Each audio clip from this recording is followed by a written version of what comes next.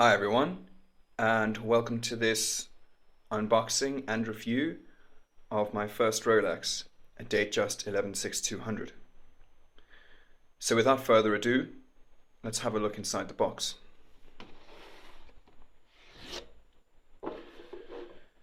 First, we have the seller's invoice, which of course you don't need to see. Here we have a nice leather booklet holder.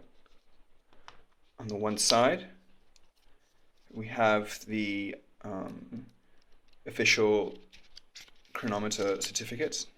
As you can see, it's published in many different languages. And there it is in English. What this means is that the watch has been tested to cost specifications. In other words, the watch is very accurate, which of course is precisely what one would expect from a Rolex. On the other side, you can see there is a credit card style international warranty, which has the model number, serial number, and so on. On the flip side of that, you can see the watch was first purchased in Italy in 2011.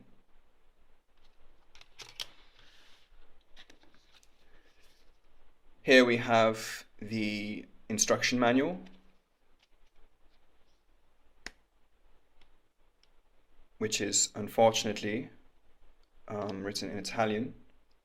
But having said that, of course, the Datejust only has one complication, so it's really not so essential. It's just nice to have it because I like to have all of my documents. Let's have a quick look at the box.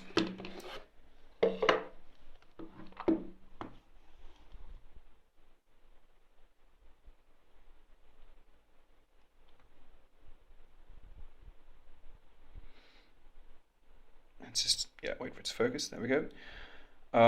So it's a nice box. There's nothing wrong with it per se. It looks very nice, but it's not made of anything too impressive. It's just some kind of a plastic, even possibly. I'm not sure, but I don't think it's wood. But it's nice enough. I believe all of the Rolexes come in this box or something quite similar to it. Inside, of course, we have a dust cloth. We have the original hang tags.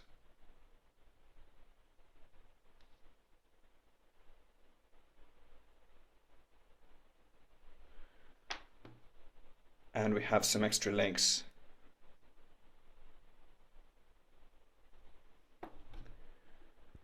So let's have a look at the watch itself.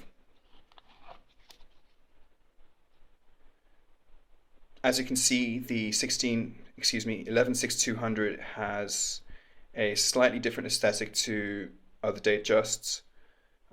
Most noticeably, you can see there is a domed steel bezel instead of the traditional white gold fluted bezel for which the Datejust is primarily known. I prefer the steel domed bezel just because it's a bit less flashy, a bit more subtle, and that's just my own personal preference. Like all modern Rolexes, this is fitted with a sapphire crystal, which is quite nicely raised from the rest of the bezel, as you can see.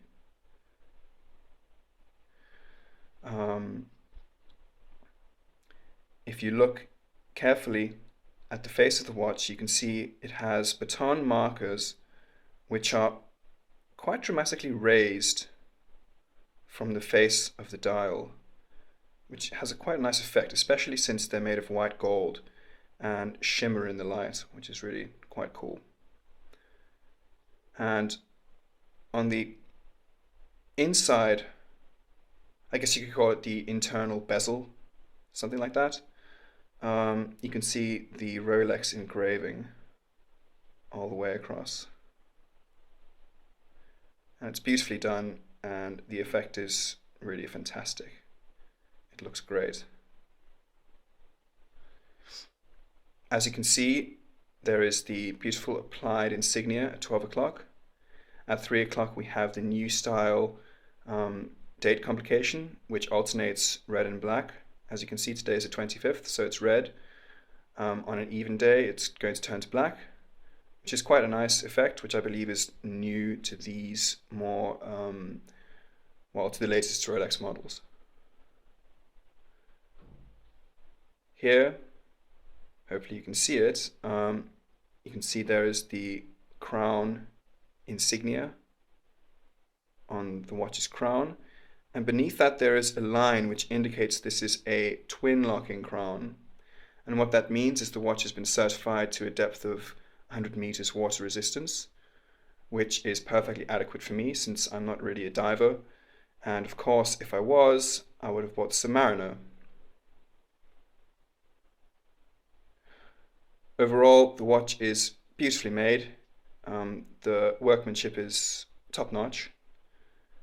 Of course, that's precisely what one would expect from a Rolex, but it is nice to see their reputation is deserved.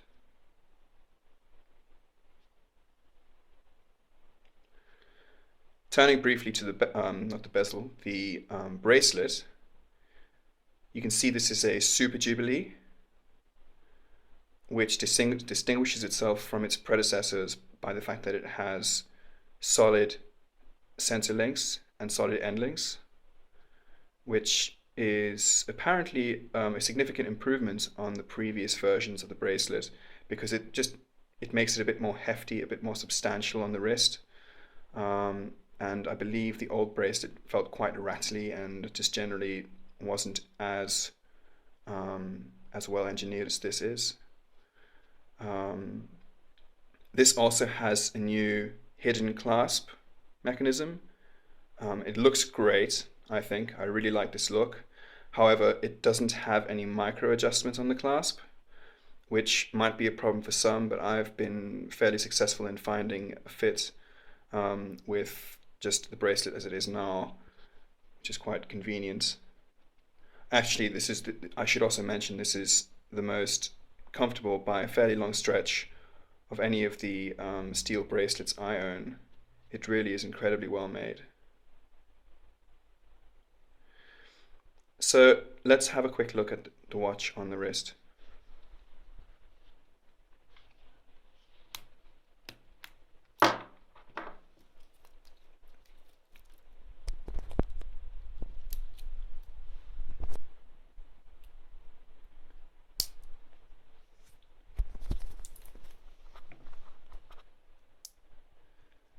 And there you have it.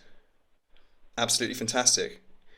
And of course it goes without saying, but I highly recommend this watch to anyone who is on the market for a Datejust, and I would strongly urge them to consider the domed bezel over its fluted counterpart.